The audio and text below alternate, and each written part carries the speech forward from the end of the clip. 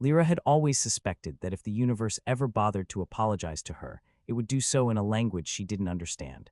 Until then, she made do with mirrors, dim lighting, and hairstyles carefully engineered to hide the elegant curve of her ears. It worked most of the time, except on humid days when her hair betrayed her like a poorly trained accomplice. Arvin never cared. That was perhaps the most unsettling thing about him. The first time he saw her without the careful disguise, he simply nodded as if she had revealed something mildly interesting, like a preference for bitter coffee or a tendency to overthink simple questions. "Good," he had said once, adjusting a broken panel in their apartment wall. "You look less like you're trying to pass a security check." "You noticed that?" she had asked. "I notice everything," he replied, then immediately walked into a table leg, proving that statement only partially accurate. Their life together was not extraordinary by any galactic standard, which was exactly why it worked. The apartment adjusted its temperature based on mood fluctuations, though it frequently misread Lyra's irritation as a desire for tropical heat. Their kitchen unit argued politely with Arvin about nutritional balance, and their child had already figured out how to override both systems, which Arvin insisted was a sign of genius and Lyra insisted was a sign of future trouble. It should have been enough, and yet somewhere deep within her, something restless pulsed like a distant signal trying to break through interference. It wasn't dissatisfaction exactly.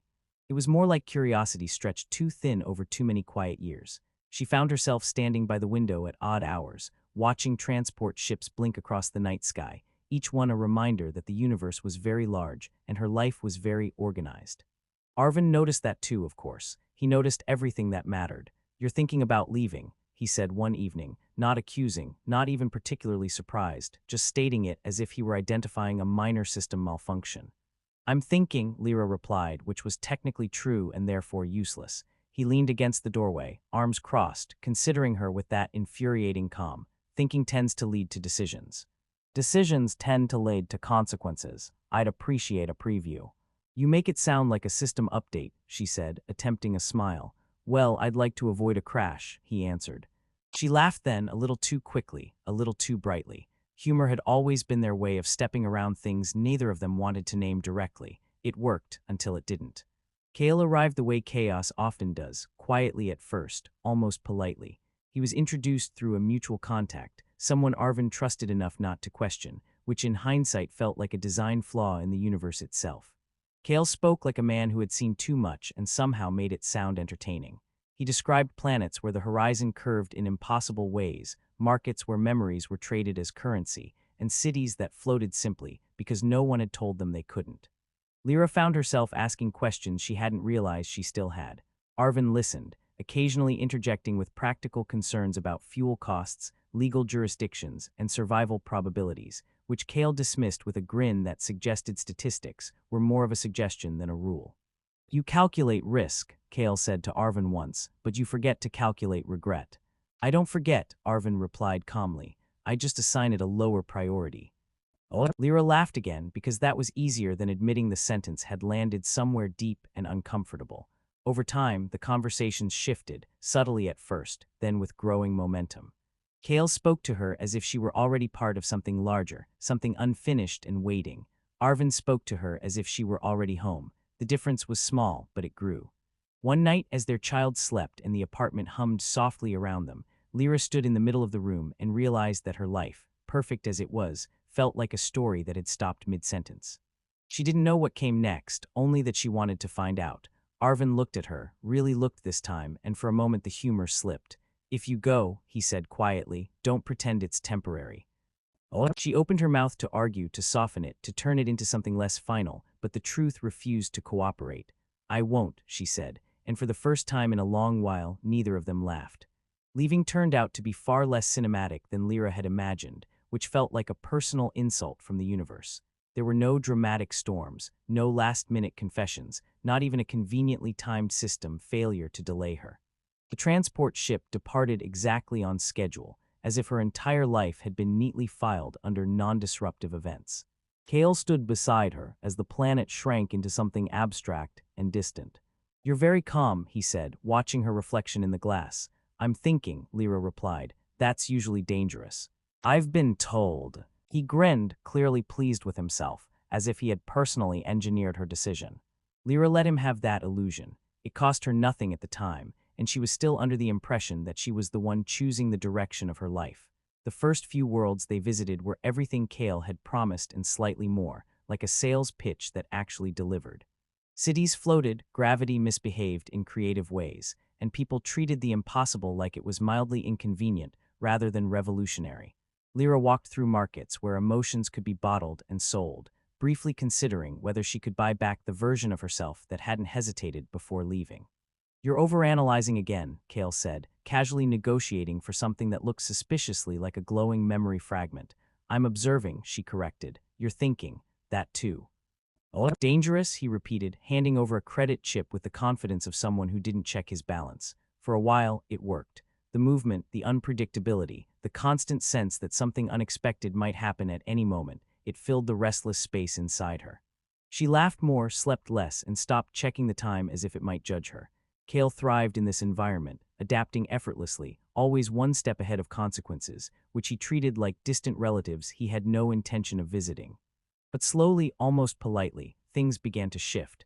It started with small inconsistencies. Kale's stories didn't always align. The grand opportunities he hinted at often required last-minute adjustments, usually involving Lyra agreeing not to ask too many questions. The glowing markets and floating cities remained impressive, but the edges of their life together began to show signs of wear. "You ever notice," Lyra said one evening, as they sat in a dimly lit docking bay waiting for clearance that was taking suspiciously long, "that your plans always sound better before we arrive?" Oh, Kale didn't look up from his console. "That's because reality lacks imagination, or accuracy." He laughed a little too quickly. "You're starting to sound like your husband." "Former husband," she corrected. "Right. The one who calculated regret." Lyra smiled faintly, but something in her expression didn't quite reach the surface. He didn't calculate it, he just didn't ignore it. Oh, Kale finally glanced at her, studying her in a way that felt less like curiosity and more like assessment. "You're not having second thoughts, are you?" "No," she said, and for a moment she believed it. Time passed and the scale of Kale's ambitions became clearer. He wasn't just chasing opportunity, he was running from accountability. Deals became riskier, partners less trustworthy, and the line between clever and reckless blurred until it practically disappeared. One transaction, in particular, should have been a warning. They acquired a piece of technology that could interface directly with neural pathways, allowing thoughts to be translated into commands without delay. It was elegant, powerful, and very illegal in at least 7 systems. "Relax," Kale said, noticing her hesitation. "It's only illegal if you get caught." "That's not comforting, it's realistic." Oh, she almost laughed, but the humor caught somewhere on the way out. By the time things began to fall apart, it wasn't sudden. It was gradual, like a structure collapsing one unnoticed crack at a time. Funds disappeared. Contacts stopped responding. The ship itself started requiring repairs that Kale assured her were temporary inconveniences, which seemed to last indefinitely. Then one day, he was simply gone. No dramatic exit, no explanation, just an absence where a person used to be. Lyra searched for him at first, out of habit more than hope, but the trail dissolved quickly, as if he had never intended to leave one. Standing alone in a station that didn't bother learning her name, Lyra realized something both obvious and devastating. She had left a life that was real for one that was only ever convincing. And for the first time since she stepped onto that ship, she stopped laughing entirely. Returning took longer than leaving, which Lyra decided was the universe's way of charging interest. She crossed systems more carefully this time, avoiding shortcuts, suspicious offers, and anyone who smiled too confidently while saying, "Trust me." It turned out that caution was a skill, not a personality trait, and she had learned it the expensive way. By the time she reached the planet she once called home, she had rehearsed 100 versions of what she would say. None of them survived contact with reality. The city had changed, subtly but unmistakably, like someone had upgraded it without asking for permission. Buildings were taller, systems quieter, and everything seemed to operate with an efficiency that felt almost intentional. "Of course," she muttered to herself, stepping through a security gate that scanned her with unnecessary enthusiasm. He optimized the planet. Finding Arvin was not difficult. Avoiding him would have been. His name existed everywhere now, embedded in networks, attached to systems, whispered in conversations that stopped when she walked too close. He had built something vast, something that didn't just function but anticipated. It felt less like a company and more like an ecosystem, one that had learned how to defend itself.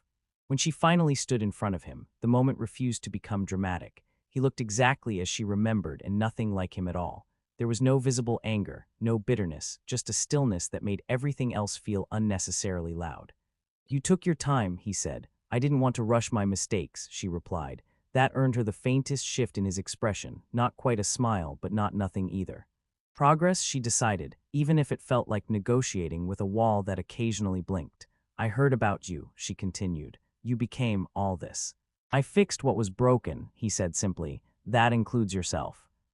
He considered that, tilting his head slightly. "I removed inefficiencies." Lyra let out a small breath that might have been a laugh. "I used to be one of those." "You were never inefficient," he replied. "Just unpredictable. That sounds worse." "It depends on the system." For a moment, silence settled between them, not uncomfortable, just honest. Lyra realized then that she wasn't here to undo the past. That option had expired somewhere between star systems and bad decisions. "I didn't come back to ask for things," she said. "I know that part is gone." Arvin nodded once, as if confirming a calculation. "Good, that simplifies the conversation." "I came back because I finally understand something I didn't before," she added. "Excitement isn't the same as meaning, and running away doesn't make you free, it just makes you tired." "That's a very inefficient lesson," he said. "It took me years to learn it. I would have explained it in 5 minutes." She smiled, genuinely this time. "I know, I wouldn't have listened." Somewhere in the distance, a system adjusted its parameters, lights shifting almost imperceptibly. Lyra glanced around, then back at him. "So what happens now?" Arvin looked at her, really looked, as if comparing who she was with who she had been. "Now nothing," he said. "We don't return to previous versions, we continue." "That's very you. It works." She nodded slowly. It did work. That was the strange part. She had expected rejection to feel sharp, but this was something else entirely. It was clean, final, understandable, and our child. She asked the question quieter than the rest. "Grew up," Arvin said, "like systems do, adapted better than either of us." "Can I see?" "Yes," he interrupted, not unkindly. "That part isn't restricted."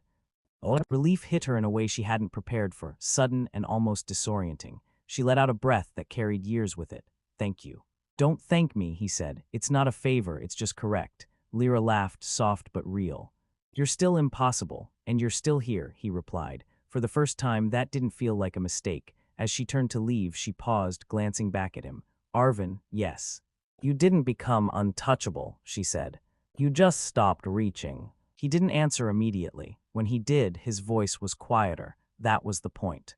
She nodded, accepting it, not as something to fix, but as something that simply was. Then she walked forward, not toward the past, not chasing something undefined, but into a future she would choose more carefully this time. And for once, the universe didn't feel like it owed her an apology. Lyra expected seeing her child again would feel like stepping into a memory. Instead, it felt like being evaluated by one. "You're late," her child said, arms crossed in a way that looked suspiciously like Arvin's influence had been carefully preserved and upgraded. "I took the scenic route," Lyra replied, "across multiple star systems. I like to commit to my mistakes." That earned a small, reluctant smile, which Lyra counted as a victory. Not a dramatic one, not the kind stories liked to celebrate, but real. And real, she had learned, was much harder to negotiate with. They walked together through a corridor that adjusted its lighting based on emotional tension, which immediately dimmed to something softer, as if the system itself was rooting for them. Lyra made a mental note to thank Arvin later for designing environments that were more emotionally intelligent than most people she had met. "I heard things about you," her child said, most of them contradictory. "Some of them impressive, a few questionable." "That sounds accurate," Lyra admitted. "I had a very educational collapse." "I figured," they replied. "You always needed to learn things the long way." "Efficient parenting," Lyra said. "Pass on the stubbornness, let the universe handle the rest." They both laughed, and this time it didn't feel forced or fragile. It felt like something rebuilding itself, slowly but correctly. Days turned into something less measurable, less about time and more about adjustment. Lyra didn't try to reclaim anything. She didn't ask for roles or titles or places she used to occupy. Instead, she stayed present in a way she had never managed before, listening more than speaking, observing without immediately wanting to change things. It was unfamiliar. It was also peaceful. Arvin remained distant, but not absent. Their interactions became brief, precise, almost efficient in their simplicity. Occasionally, humor slipped through, unexpected and sharp. "You're adapting," he noted once, watching her recalibrate a system interface after it misread her input. I'm trying not to break things this time, she said. That's a significant improvement. I aim low, succeed often. He almost smiled again. Almost was becoming a pattern. One evening, as the city's systems shifted into a quieter cycle, Lyra stood by a wide viewport, not watching ships leave, but simply observing them exist. Her child joined her, leaning casually against the frame. You're different, they said. I ran out of versions of myself to pretend to be, Lyra answered. This one is what's left. And you're staying. Yes, she said, without hesitation this time. Not because I have to. Because I finally understand how to. That's new, they admitted. It's exhausting, she replied, but in a stable way. They laughed again, and Lyra realized something subtle but important. The restlessness that had once driven her wasn't gone, but it had changed shape. It no longer pushed her away from things. It moved her through them. Later, she crossed paths with Arvin once more, the distance between them no longer sharp, just defined. You found what you were looking for, he asked. No, Lyra said. I found out I was asking the wrong question. He considered that, and now I'm not in a hurry to answer anything. That's inefficient, he said. It's human, she replied. There was a pause, and this time when his expression shifted, it stayed. Acceptable, he said. It wasn't forgiveness. It wasn't reconciliation. It was something quieter, something more durable. And for the first time, Lyra didn't want more than that. The systems around them continued to evolve, the city adapting, expanding, refining itself just as its creator had. But Lyra no longer felt the need to chase what was beyond it. She had already done that. She had seen the edges of excitement and the cost of confusing it with meaning. Now she chose something else, not perfection, not redemption. Just presence, and strangely, that was enough.